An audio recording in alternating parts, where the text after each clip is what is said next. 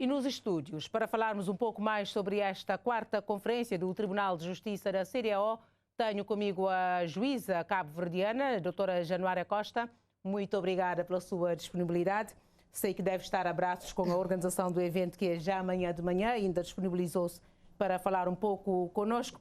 Doutora Januária, é ponto assente que, apesar de ser promovida pelo Tribunal de Justiça da CDAO, esta conferência não vai debater apenas questões do Tribunal. Pretende-se debater lato sensu o modelo de integração. Qual seria o modelo ideal da integração, falando de Cabo Verde já agora? Não, isso é justamente o que vamos debater.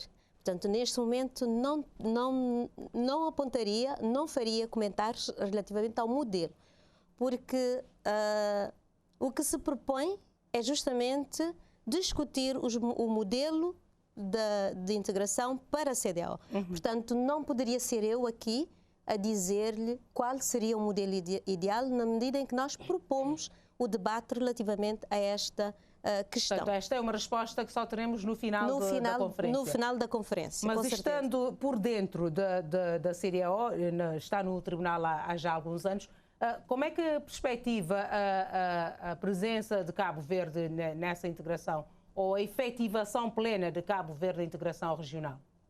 Olha, a decisão de Cabo Verde ser membro da comunidade é antiga.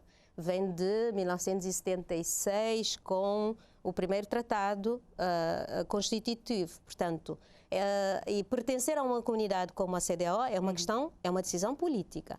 Portanto, não lhe poderia dizer muito mais do que isso. É vontade política do país ser membro da comunidade da CDAO, e é nessa perspectiva que nós temos efetivamente que o país, ou diria, portanto, a vontade política ou os políticos terão que decidir efetivamente qual é o nosso papel e qual é o que pretendemos efetivamente com a nossa presença na comunidade. Ok, então falando das implicações jurídicas do regionalismo, soberania e supranacionalismo, o que é que acontece quando um Estado-membro da CDAO não acata as decisões do Tribunal? Falo, por exemplo, do caso Alex Saab, que o Tribunal disse que ordenou a sua libertação e o país disse que não, porque não está vinculado às decisões do Tribunal da CDAO. Há sanções neste caso? Olha, não lhe vou responder a questão nesta perspectiva. Não me vou referir ao caso concreto, vai-me desculpar. Não, queria só uma resposta abrangente. É justamente... Isto é só um exemplo. Olha, a questão da soberania, o supranacionalismo, o regionalismo são fatores que estão colocados em debate. Neste momento, fazem parte do programa a ser discutido. A questão da execução das decisões, no geral, eu vou-lhe responder que, nos termos do tratado, é a obrigação do Estado cumprir as decisões do Tribunal. O Estado que não cumpre as obrigações do Tribunal incumpre uma obrigação imposta pelo tratado. Mas o que é que acontece neste caso? E por isso existem mecanismos de sanções previstas pela própria comunidade, portanto, pela própria, diria, direito comunitário, que poderá ser imposta ao Estado que incumpre, como sucede no caso de incumprimento de qualquer outra obrigação resultante dos tratados ou de outros regulamentos. Portanto, é obrigação, efetivamente, o tratado é claro, as decisões do Tribunal são definitivas e vinculativas para os Estados-membros e estes deverão efetivamente acatar. Mas o incumprimento pressupõe alguma sanção? Mas o incumprimento portanto, existe um protocolo que estabelece as sanções possíveis de serem aplicadas. Mas não cabe ao Tribunal aplicar sanções, fique claro esse aspecto. Tudo isto para lhe dizer que o cumprimento das decisões do Tribunal da CDAO cabe aos Estados. O Tribunal não tem competência em matéria de execução. Portanto, e temos que nos relembrar que a criação do Tribunal da CDAO é produto de uma vontade política.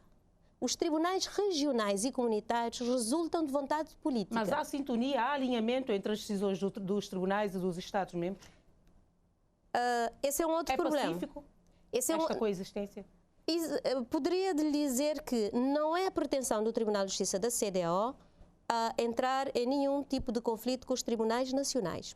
Por isso, o Tribunal de Justiça da CEDEAO não substitui, não é um tribunal hierarquicamente superior aos tribunais nacionais, portanto, não existe uma hierarquia entre o Tribunal da CEDEAO e os tribunais nacionais. O Tribunal da CEDEAO não funciona como um tribunal de recurso relativamente aos tribunais nacionais, isto é claro. E o Tribunal da CEDEAO não pretende estar em competição com os tribunais nacionais. Repare, isto são regras estabelecidas no tribunal. Qual é a missão do Tribunal da CEDEAO, já agora? Muitas. Se me perguntar, diria-lhe que a mais relevante neste momento é justamente a sua competência em matéria de direitos humanos. Mas o tribunal tem outras competências. Funciona como um tribunal de direito público, dirime litígios laborais entre o staff da CEDEAO e a própria comunidade. Tem competência consultiva, portanto, pode ser consultado por qualquer Estado-membro, pela alta autoridade do chefe de Estado, por qualquer outra instituição comunitária, no sentido de lhe dar parecer sobre determinada lei ou determinado regulamento publicado ou determinada questão que se coloca. Tem uma competência que nunca foi utilizada, que é a arbitragem. Diria-lhe ainda que... E Cabo Verde tem utilizado o Tribunal da CEDEAO nessas competências todas? E esta conferência, que eu saiba, também tem esta missão de dar mais visibilidade. Claro, a conferência sempre dará... A conferência já é uma tradição no programa de atividades do Tribunal e por ser realizada em cada Estado-membro, portanto, as conferências são realizadas em Estados-membros diferentes, isso permite ao Tribunal, em cada Estado-membro que realiza a conferência, divulgar também a sua existência e promover a sua atividade. Não é? Porque há muita necessidade desta divulgação, tem pouca visibilidade. Não é que tenha pouca, depende. Diria que em Cabo Verde tem pouca visibilidade. Sim. Diria que há países onde o tribunal é muito mais visível e muito mais presente e muito mais consultado do que Cabo Verde, obviamente. Isso é uma realidade e realmente em Cabo Verde sentimos necessidade de maior divulgação da existência do tribunal e maior necessidade de se fazer entender o papel do tribunal. Agora, falando do índice de execução que falou há momentos, sabemos que ronda os 30%, é uma das dificuldades da afirmação do tribunal. O que é que os Estados-membros podem fazer para reverter este quadro? Olha, eu nem lhe diria que a falta de execução das decisões do Tribunal seja um problema da afirmação do Tribunal. Porque o Tribunal de Justiça da CEDEAO, a partir do momento que profere a sua decisão, esgota a sua jurisdição. Portanto, o Tribunal não tem um problema de afirmação na região. O Tribunal é altamente respeitado na região, conhecido, não só na região, porque nós não somos os únicos. O Tribunal de Justiça da CEDEAO não é o único tribunal regional existente em África. Portanto, nós sentimos que o tribunal é reconhecido por outros tribunais regionais, outras esferas, inclusive internacionais. O problema da afirmação não existe. Conforme lhe disse inicialmente, a questão da execução, porque repare, o motivo da não execução das decisões de tribunais tem a ver com N aspectos. Às vezes, diferentes situações levam o Estado a não cumprir. O que acontece é que, muitas vezes, ainda que o Estado não cumpra a decisão no caso em concreto, nós damos conta que a decisão proferida leva a que o Estado mude a sua lei, introduz alterações nas suas legislações nacionais para evitar que suceda a mesma situação que levou à sua condenação. São assuntos essencialmente do âmbito de direitos humanos. Direitos humanos. Isso o que é que acontece? O Tribunal, para o Tribunal isso já é um ganho, porque conseguiu influenciar medidas de políticas ou medidas legislativas num determinado Estado em consequência da sua própria decisão. Já aconteceu com Cabo Verde? Não. Cabo Verde não tem muito, não existem muitos processos de direitos humanos contra Cabo Verde no Tribunal da CEDEAO. Agora, dos 15 Estados-membros da comunidade, apenas 2 são lusófonos, o que pode, de certa forma, comprometer a influência da CPLP, por exemplo, dentro dos países lusófonos, dentro do tribunal. Como é que vê esta situação? Não, realmente nós somos, portanto, a comunidade só tem 2 países lusófonos e aquilo que nós registramos ainda temos uma presença muito insignificante na comunidade. Aquilo que nós devemos fazer, na minha perspectiva, é tentar aumentar a nossa presença na comunidade. Só assim podemos influenciar. E como é que podemos fazer isso? O primeiro passo, se calhar, seria regularizar as taxas junto da comunidade. Bom, isto já é uma outra questão política. Plenos direitos. Mas isso é o que eu lhe disse no início. Nós temos que decidir o que é que queremos. Estamos na comunidade ou não? Isso é uma opção. E esta conferência tem esta a questão de ajudar o país a decidir o que quer junto da CDAO? Não tem. Nós não... Repare, o país é soberano, tem as suas políticas próprias. A conferência não tem por finalidade influenciar nenhuma política, nem discutir essencialmente a questão de Cabo Verde. Por isso é que nós trazemos experts vindos de toda a região. A questão da integração a ser discutida nesta perspectiva não visa Cabo Verde nem o seu regime, não.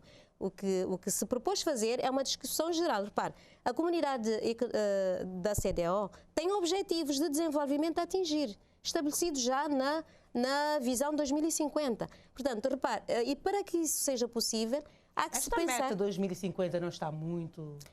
Mas normalmente as perspectivas traçam-se a longo prazo. E é nessa perspectiva, já tivemos outra de 2020, a União Africana tem uma para 2060. Portanto, repare, é nessa perspectiva nós devemos começar a trabalhar cedo para atingirmos as metas que queremos atingir. É justamente desta perspectiva que muitas vezes nós discutimos a questão da integração e os seus modelos para ver onde é preciso corrigir ou adaptar para que se possa atingir estas metas propostas. A doutora Januária já está prestes a completar o seu com certeza. Tempo no Tribunal de Justiça da CDAO. Que balanço faz das suas atividades? Não, olha, o que é que propõe? Para mim foi uma grande experiência, tem sido uma grande experiência, de muita aprendizagem,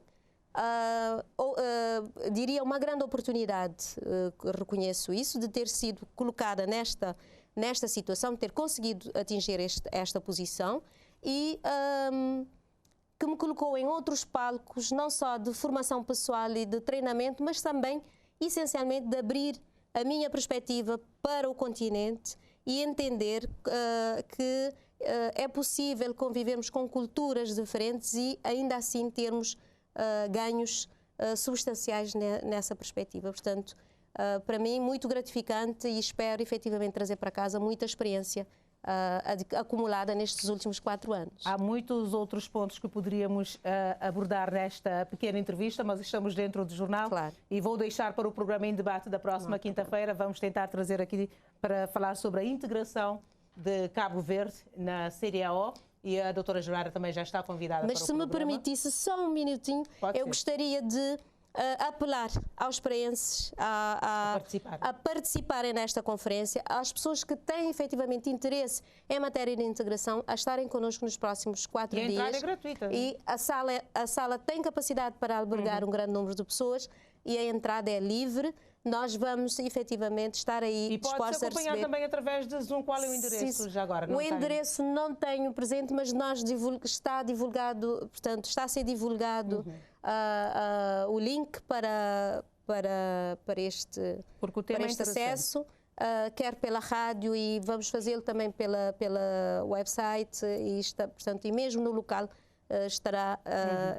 Haverá possibilidade para se fazer isto. Muito obrigada. Agradeço a oportunidade. Muito obrigada pelo seu tempo aqui conosco e contamos tê-la conosco aqui na próxima quinta-feira no programa Em Debate. Obrigada. Bom domingo e boa conferência já agora para si.